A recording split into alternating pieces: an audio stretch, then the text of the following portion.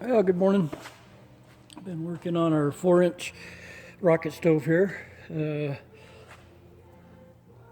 Made quite a bit of progress.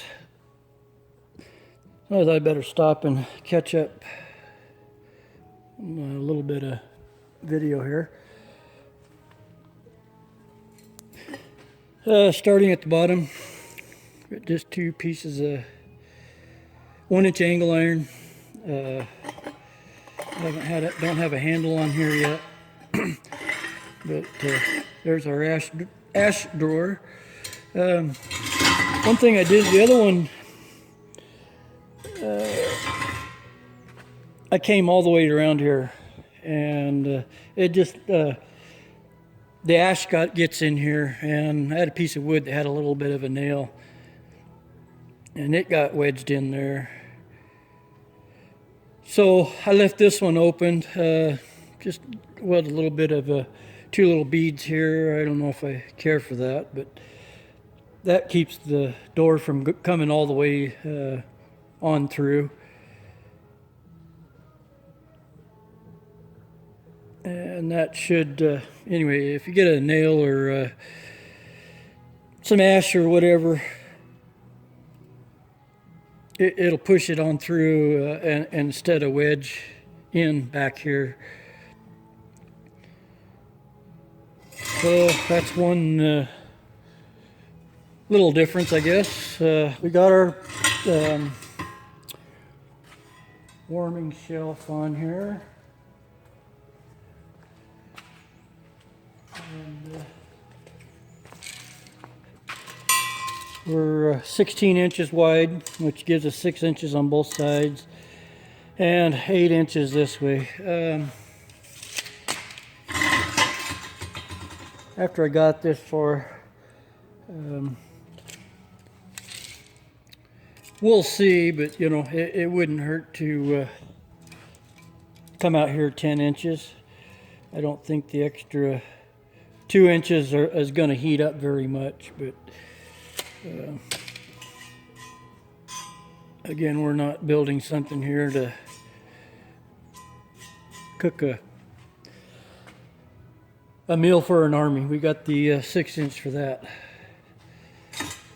And the fuel shelf here, what I did, I got 1 inch here up the front, but on the back side, it tapers down to 3/4 inch. I don't think you needed a quite full inch on the 4-inch here. I think there's a ratio that supposed to keep at, but it does 2 things. It makes the fuel shelf a little bit steeper angle, maybe feed just a little bit better. And the other thing I'm thinking is, think of this as a carburetor. This is where your air comes in. And as it gets to a narrower space, it's going to speed that air up a little bit. And so maybe give a little bit more Venturi action in there, a little hotter burn. I don't know. Definitely not going to hurt it. And I don't know, can't really see down in there very well, but we've cut, it's probably a little bit warm to reach in there. Yeah. Got a little grate in there that we've cut out.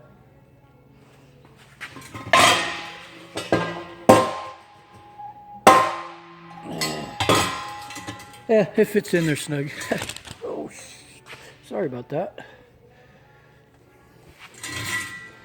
Yeah, I've had a flashlight, you can see it. I guess it's not that important.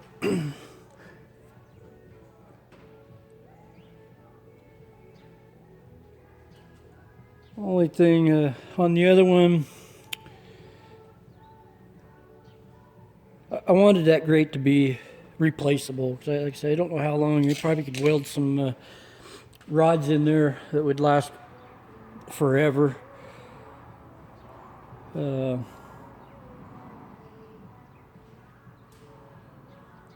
But the ash is they go through there, but you sometimes you get, you know, if you really want to clean it out, you got to stick down there and move it around a little bit to get it to fall through those holes.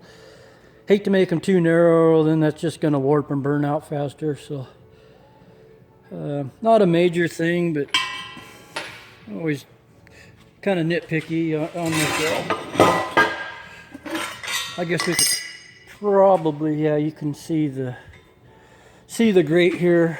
I just took I think that's 1/4 inch rod, and I welded one here on the inside, and this one here, and then you can reach down from the top to set that down on there.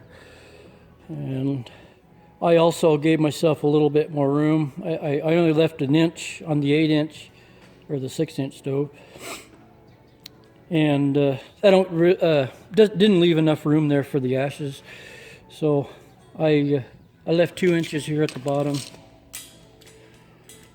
So with 1/4 inch piece in there, you know, you get an 1 3/4 space here to collect the ash.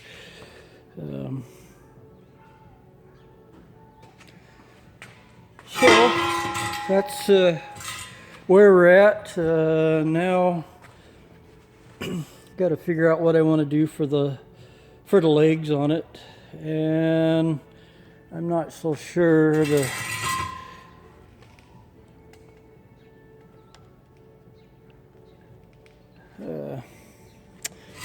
chimney there. It just visually looks a little bit tall, and by the time I put a funnel up here for a grill, a direct grill, it's going to be a little bit tall, or taller than it probably needs to be. I don't know if that's an advantage, disadvantage. It just gives time to cool the fire down is what I'm thinking, but yet you get a little bit more chimney effect. And another idea I had is I've got some header wrap, and a person might try to wrap this part here with a header wrap to keep that heat in there. So I might give that a try. All right, well, when we get the little further along, probably have the legs on, we'll give you an update.